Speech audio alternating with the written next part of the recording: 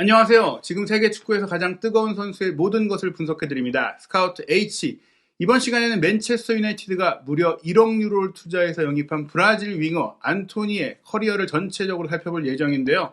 이 선수가 사실 1,400억 원이라는 그 엄청난 이적료를 쓴 선수들 중에서는 가장 이전의 기록이 부실하다라는 얘기들이 많이 있었죠. 예, 약간 좀 그래서 오버페이다라는 얘기들도 있긴 했었죠. 예, 이 선수가 근데 생각보다 좋은 포텐을 갖고 있다. 그게 실제로 와서도 이제 프리미어리그 3경기 연속골을 넣었기 때문에 조금씩 자신의 능력을 보여주고 있는데요. 먼저 이 선수 어디서 축구를 시작했는지 살펴보겠습니다. 예, 유스팀은 그레미오 에스포르티브 오사스쿠에서 시작을 해가지고 이제 상파울로 거쳐서 아약스 그리고 맨유까지 오게 된 케이스인 건데요. 예, 호나우지뉴를 배출했던 그 그레미우가 아니고 이름만 같은 다른 지역에 있는 팀입니다. 예, 그렇죠. 왜냐면은 그 그레미우는 이제 포르투알레그리에 있는 거고, 이거는 이제 상파울루에 있는 거기 때문에요. 그래서 유니폼도 저희가 아는 하늘색이 아닌 빨간색인 거죠. 예, 근데 보면 알겠지만 굉장히 작죠. 이때도 사실 이게 같은 연령대 경기인가 싶을 정도로 이제 상대 팀 선수들은 거의 약간 청소년인데 안토니는 약간 유소년 약간 느낌. 예, 어쨌건 간에 여기서 이제 어렸을 때부터 이제 축구 시작을 했던 거였고요. 예, 그리고 이제 만 13세에 이제 상파울루와 계약을 한 거고, 파비아누죠. 예, 브라질 대표 공격수로 월드컵에 참가했던 이 파비아누가 이제 어렸던 안토니를 만나서 사진도 찍고. 근데 딱 저기 봐도 13세 때도 너무 작지 않아요? 예, 사실 13세면 우리나라 나이로 거의 이제 중1이잖아요. 만 나이니까. 예, 거기다가 파비아누가 물론 뭐 큰 선수였긴 했어도 이 차이가 상당히 큰데 어쨌건 간에 이게 그 파비아누가 이제 은퇴할 때 그 자기 어렸을 때 이제 만났었다 이러면서 이제 글을 올렸던 거였거든요. 예. 근데 뭐 그레미오 에스포르티브에서 있었다는 거를 확인을 할 수 있는 부분 중에 하나가 2년간 있었다는 거를 바로 그 아약스에서 맨유로 이적할 때 이제 연대 기여금을 주잖아요. 근데 뭐 이제 어렸을 때는 0.25%씩 주다 이제 0.5%씩 이제 주게 돼 있는 건데 그래서 이제 그레미오 에스포르티브도 40만 유로를 받았다. 엄청난 돈입니다. 40만 유로면 사실 우리가 이제 K리그 선수들이 유로로 갈 때는 뭐 많이 받아야 100만 유로, 40만 유로, 50만 유로 경우도 꽤 있기 때문에 뭐 사실 떠난 지 오래돼서 기억도 안 날 텐데 안토니가 이적했다고 이렇게 돈을 주니까 워낙에 이적료가 크기 때문인 것 같고요.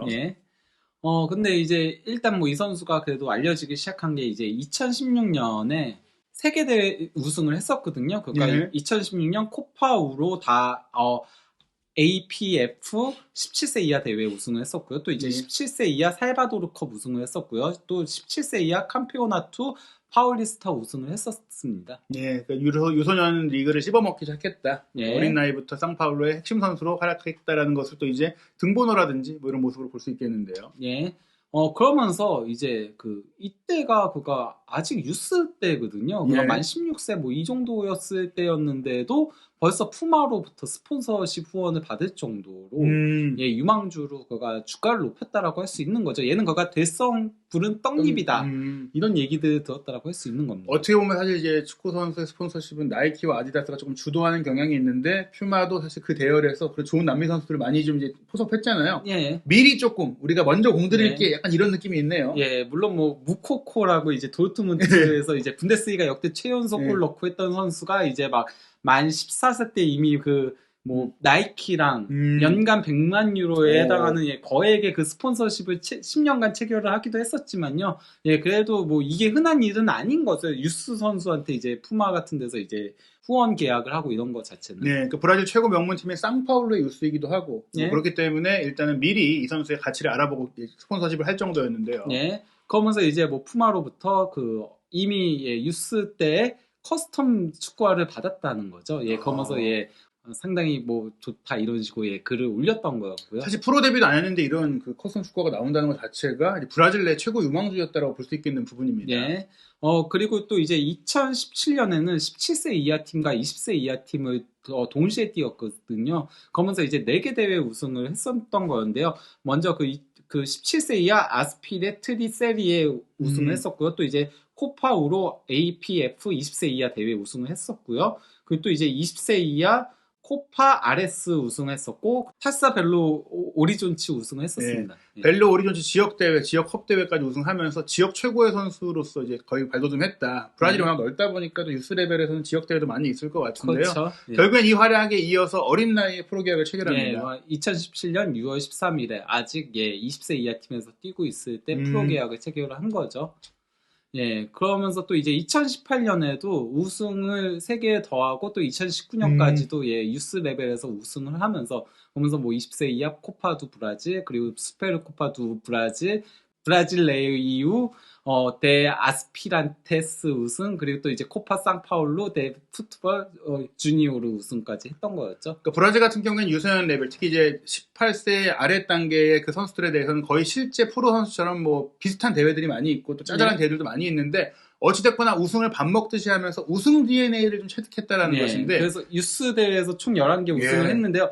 이것도 어떻게 보면 유스 대회라고 할 수 있는 거거든요. 2018년 J리그 챌린지컵에 참가를 했어요. 네, 약간 좀 흥미로웠던 게 J리그 챌린지컵, J리그 약간 이제 어떻게 아시아의 팀들과 경기를 해봤구나. 근데 여기서 또 우승을 했다고요? 네, 근데 이 J리그 챌린지컵이 거의 2년 간격으로 J리그가 이제 주도해서 각 아시아의 다른 팀들도 부르고 남미 팀도 부르고 이렇게 해가지고 하는 대회인 건데요.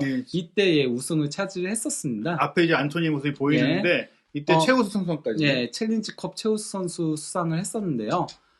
이때 결승전이 바로 이제 수원 삼성하고의 경기였던 거였거든요. 메탄 고등학교 그렇죠. 수원 유스 팀과 결승전을 펼쳤고 이때 이제 좋은 활약을 펼치면서 이제 상파울루가 우승도 하고 안토니도 MVP. 이때 그 2대0으로 승리했던 걸로 제가 기억을 하고 있어요. 안토니는 뭐 골은 넣지 못했지만요. 안토니가 어찌됐거나 이제 다양한 국제 경험도 쌓고 있었다. 그리고 이제 마침내 이제야 1군 선수가 됐어요. 바로 그가 딱 저거 우승하고 곧바로 이제 1군에 정식 등록이 되면서 등번호 39번을 받게 됐던 거였거든요.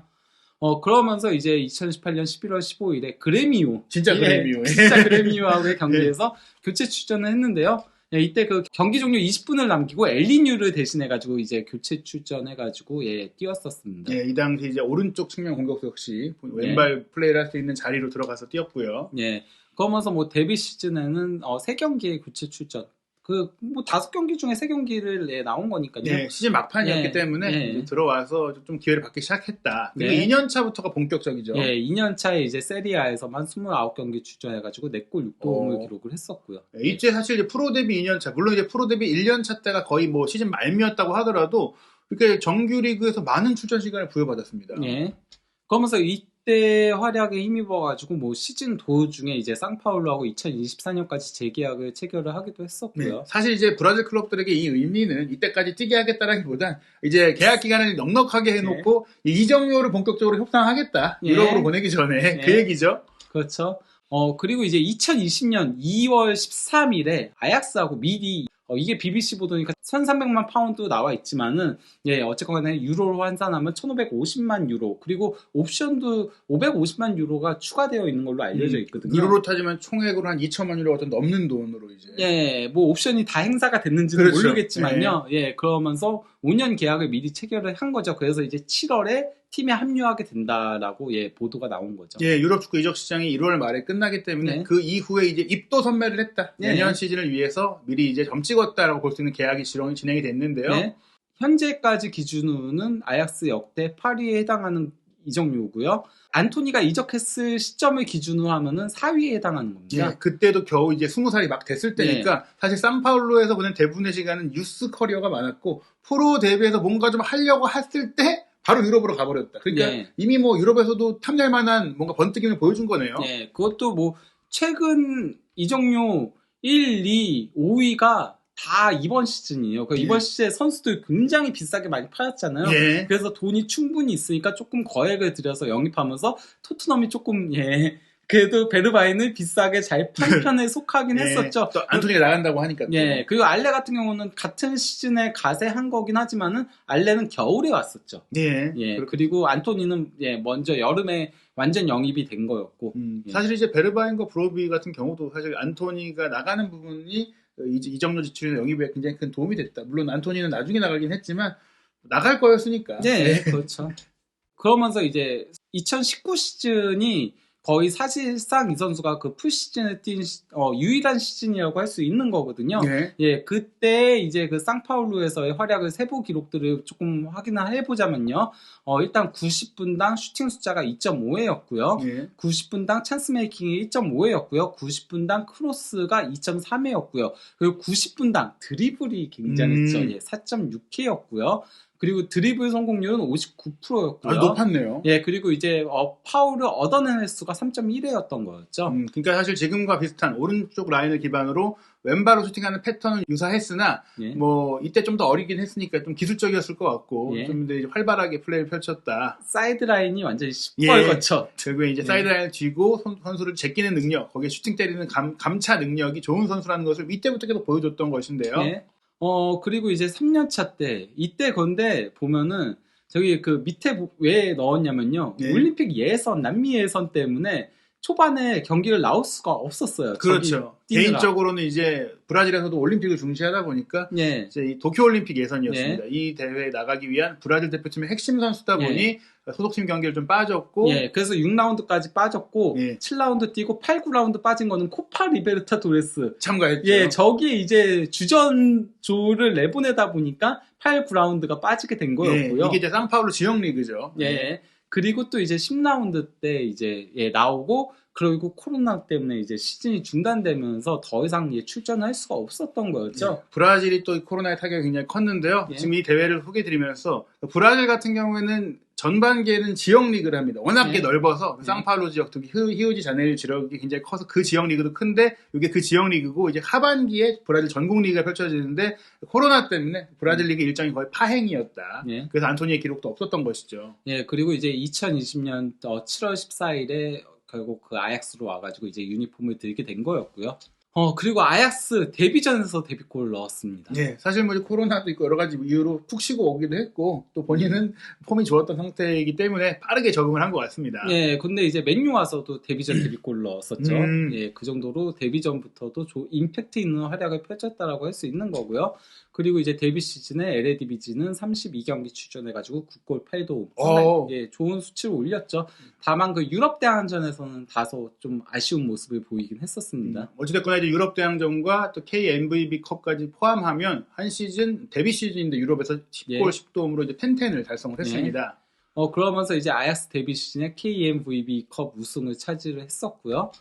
그리고 또 LADBG 우승까지 그러면서 2관왕을 차지했었던 거였죠. 이게 그 아약스 구단 역대 35번째 우승이었고요. 역시 뭐 우승 DNA가 있다. 유스 시절부터 우승컵을 밥 먹듯이 들어왔던 흐름이 아약스에서도 이어졌습니다. 2년차 때는 이게 출전 경기 수가 적잖아요. 23경기 8골 4도움인데 이게 그 올림픽 참가도 있었고요. 그 시즌 막판에 부상이 있었거든요. 그러다 보니까 이제 뭐 LADBG 득점 기록은 경기 수가 적다 보니까 자연스럽게 줄어들긴 했지만은 챔피언스 리그와 이제 KMVB 컵에서 조금 더 활약을 했던 거였죠. 사실 이제 출전 시간 대비 그리고 중요한 경기에서의 활약 대비를 보자면 첫 시즌보다 좋았고 사실은 맨유에서 1억 유로를 주고 데려올 때 가장 지적했던 게 아니 네덜란드 리그에서도 8골 4도움 정도밖에 못했는데 뭐 이렇게 비싸게 데려왔어? 하지만 실제 경기 숫자는 풀 시즌을 다 뛴 거라기보다는 23경기 정도니까 이 정도면은 뭐 네덜란드 리그 최고의 공격수였다고 볼 수 있겠네요. 그러기에는 뭐 가포 같은 선수들이 더 맨유가 영입하려고 했던 그렇죠. 그런 선수들이 더 좋은 기록들을 세우긴 했었지만요. 그래서 챔피언스리그에서 그리고 또 테나흐 감독 결국 그게 가장 컸죠. 테나흐 감독이 본인이 아는 선수니까 어쨌건 간에 그 A매치 갔다가 부상당해가지고 발목 부상을 당해가지고 원래는 5월에는 복귀할 것이라는 얘기들이 있긴 했었는데 조금 더 부상이 악화되면서 시즌 아웃이 됐었죠. 6경기에서 1골 3도움까지 올리면서 조금 기세가 올라오고 있었을 때 A매치 갔다가 부상당한 게 조금 아쉬운 부분이었죠. 뭐 개인적으로는 부상만 아니었으면 충분히 리그 10골 이상 뭐 두 자릿수 득점과 두 자릿수 도움까지 노릴 수 있는 페이스였다고 볼 수 있으니까요. 어찌됐거나 네덜란드 리그 최정상의 공격수였던 것은 맞다라고 볼 수 있겠습니다. 그러면서 이제 뭐 LADBG는 그래도 23경기를 뛰었다 보니까 우승 36번째 우승을 했고요. 이게 그러니까 그 안토니의 공백이라고 할 수 있는 건데요. 일단 그 요한 클로이프 샬 이게 그 슈퍼컵인 거잖아요. 슈퍼컵에서 안토니가 이제 올림픽 때문에 빠졌기 때문에 0대4 대패를 당했었고요. 그리고 또 이제 KMVB 컵 결승전에서도 같은 PSV한테 음. 1대2로 패하면서 우승에 실패를 했던 거였죠. 그래서 이 관왕은 차지하지 못했던 아쉽게도. 그러니까 사실 이 결승까지 오르는 과정 속에 한 골도 안 내주고 다 이기는 과정, 그리고 그 속에서도 이제 안토니가 2골 2개 도움했으니까 안토니의 아약스 내 공격 영향력이 굉장히 크다라고 볼 수 있는 기록인 것 같습니다. 예. 그리고 이번 시즌 초반에 상당히 이제 조금 이제 본격적으로 터지나 이런 얘기가 나올 정도로 물론 뭐 요한 크루이프 샬에서는 패하긴 했지만은 골을 넣었었고요. 또 다시 PSV입니다. 예, PSV한테 약하네요. 아니 근데 에르디비지에서는 도리어 PSV한테 강해요. 예. 도리어 알크마르나 뭐 페르노트한테 발목을 잡혀도 PSV한테 강한데 이상하게 컵 대회만 가면은 PSV한테 그러면서 그 최근 들어서 시즌 시작할 때 요한 크루이프 샬에서 계속 아인토벤이 이겼었거든요. 그래서 이번 시즌 PSV가 우승하나 하면은 결국 에르디비지는 아약스가 우승하는 그런 형태이긴 했지만요. 어쨌건 간에 3경기 연속 공격 포인트 올리면서 이번 시즌 터지는 건가 했는데 2경기 이제 3, 4라운드 빠졌죠. 왜냐? 안토니가 이적하고 싶다.